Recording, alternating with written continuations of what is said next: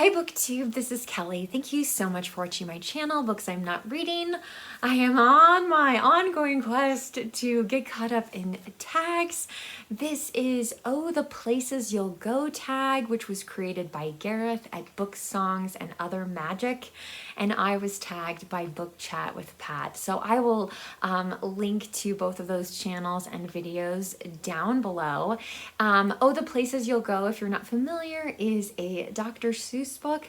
It's funny because I tend to think of it more as a book for May or June, because at least when I was working for Barnes & Noble, it got pushed as a graduation gift, which I always thought was a little bit strange, to buy a picture book for graduation from high school or college even.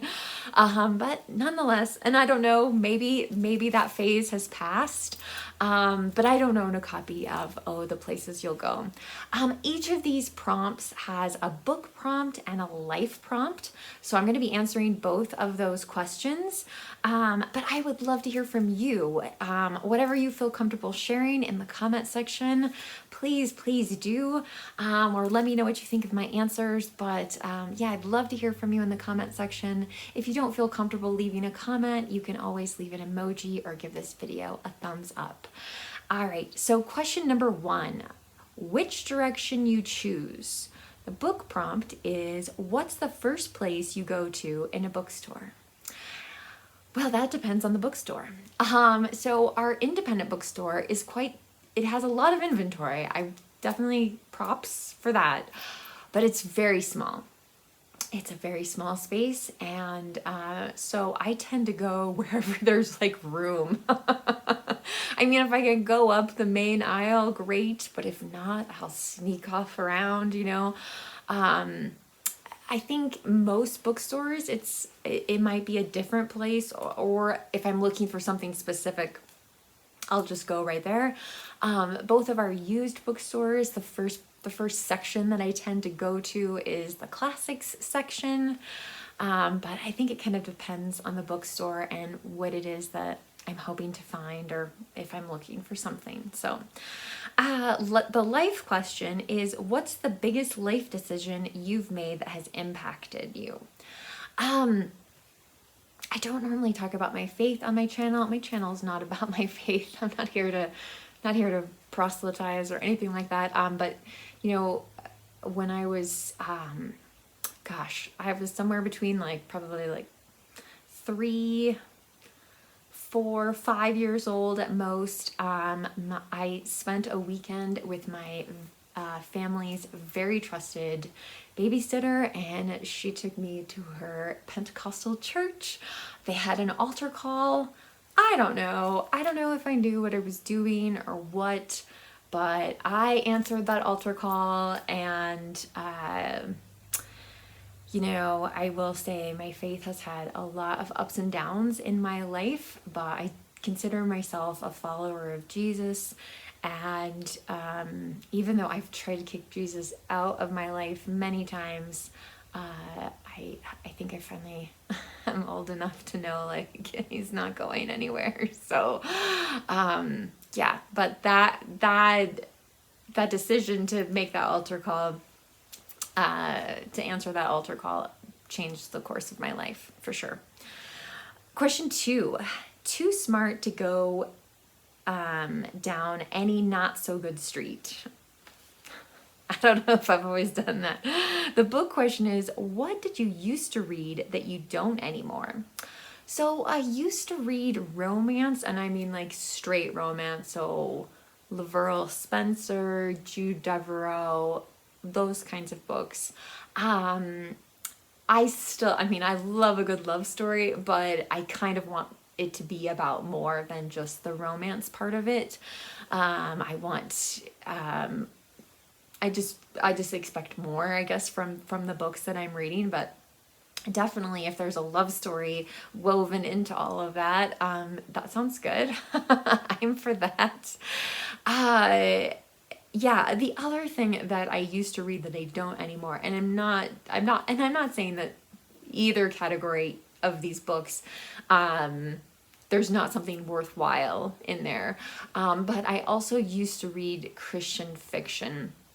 And And again, I'm sure there's some good Christian fiction out there, but the Christian fiction that I was reading, I finally realized, A, I didn't agree with the theology of who was writing the book, and B, they were terribly written books.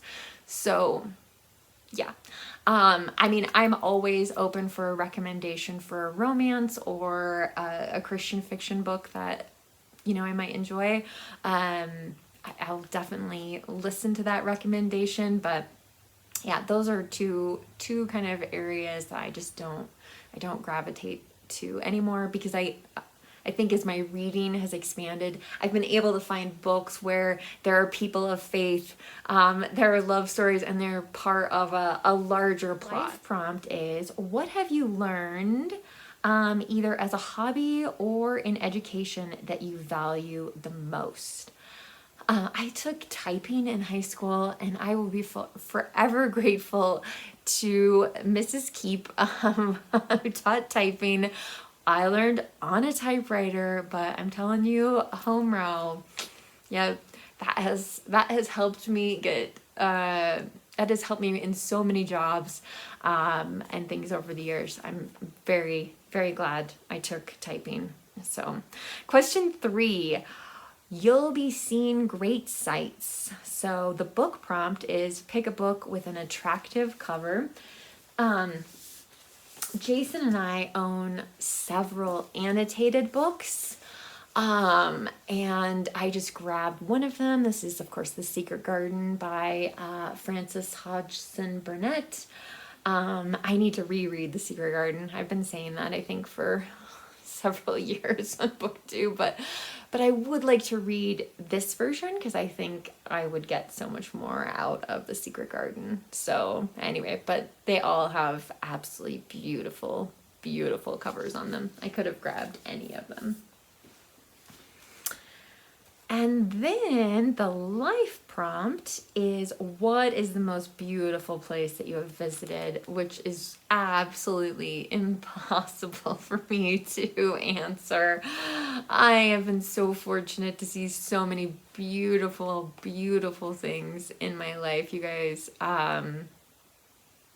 If someone had told me as a child that I would get to see some of the places that I've been to, and the things that I've seen, now, obviously, like the Eiffel Tower, it does hold a very, very special place in my heart. I think it's maybe the most beautiful man-made thing I've ever seen. But wow, like the Rocky Mountains, which I live, they're kind of, I guess you could say they're in my backyard. They're pretty close. Just spectacular. But I've been to Scandinavia. I've been to various parts in the United Kingdom. How do you compare? How do you compare those things? I don't know, but there's so much beauty in the world, and we just need to be more open and more attentive and just more grateful for it now more than ever, I think. Question 4, you'll be the best of the best. The book prompt is, what do you feel confident that you know a lot about in regards to books? So probably I would say books that have won the Pulitzer Prize for fiction. I don't remember all of them, you guys, and I really desperately need to find my notes, which I recently learned that I have lost. So I took notes when I was reading the bulk of the books that won the Pulitzer Prize for fiction, but I didn't have a booktube channel. I had a blog, and I took that blog down, and so I hope I can find my books, because that really helps my memory in terms of what the books were about. But yeah, and I would like to reread some more of the Pulitzer Prize. I'm not going to reread all of them, and I'm not going to there's no other prize that I'm going to read all of the books for. But that's probably like that's definitely one thing. If I'm scanning shelves in especially a used bookstore, I can spot the Pulitzers really quickly.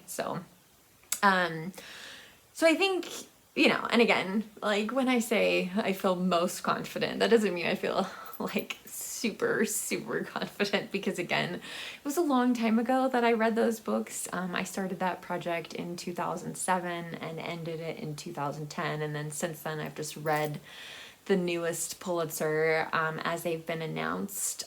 But yeah, so I mean, it was a while ago. Let's see. And then the life prompt is, what would be your specialist subject or mastermind? So finally, you guys, I've been at a job, which I'm not going to talk about, but I've been at my current position longer than any other job that I've had, and I do finally feel like I am, an expert in my area. And yeah, it's a great feeling. It gives me a lot of job security. So let's see. Question 5, accept when you don't. The book prompt here is, what kind of books do you feel that you don't relate to? So I'm not sure relate is the right word. I think there are certain kinds of books that maybe I hesitate, or maybe it's just not like the first thing that I reach for. So a couple of things, and I just grabbed some books, but so we own a ton of poetry, and I want to read like in my heart, I'm like, I want to understand poetry more. I want to feel more confident about poetry. And I'm currently reading Thirst by Mary Oliver with my friend Sherry. Sherry, I'm going to tag you for this. But yeah, so it's really great to be reading this with someone else, as well as just reading some more poetry. I have read some Mary Oliver before. I read American Primitive, I think that's what it's called. So I feel like a little more confident because it's a poet that I've read something else by. But yeah, still, nonetheless, it's not like I always say I want to read more poetry every year, and I don't. So I just I've got to break that curse. The other area that I think I don't really, again, it's not that I don't relate to it, I just don't gravitate toward it, is science fiction and fantasy. I grabbed this Ursula K. Le Guin book, The Left Hand of Darkness. I want to read this. I will read this at some point. I will read more science fiction and fantasy in the future, but I just, like, it's one of those things I have to be a little bit more intentional if I, like, seeking it out. And the life question is, what is something you've stopped doing or that you've given up on? Unfortunately, I have epilepsy, and that has forced me to give up some things that I would really love. I love to swim. It is extremely dangerous for people with epilepsy to swim. Question 6, the waiting place. The book prompt is, name a book you're excited to read that's on your TBR. Do you know, I'm excited for all the books on my TBR. If I could just not go to work until I finish my TBR, right? If I could just take a sabbatical, which is not a thing where I work. If I could take a sabbatical to just read my TBR, like what's on my TBR even just for this year, which is not very many. My high priority TBR is 27 books, and I think I've read 4 of those now. But yeah, I mean, I'm excited about all of it. So I think one of the books I'm most excited to read is Out of Africa by Karen Blixen. She also goes by another name, Isaac Dinesen. She's a Danish writer, and I have wanted to read Out of Africa for a very, very long time. So I am looking forward to reading this month or a month in the future. We'll see what happens. let's see, the life prompt, the life prompt is, what in general are you looking forward to the most this year?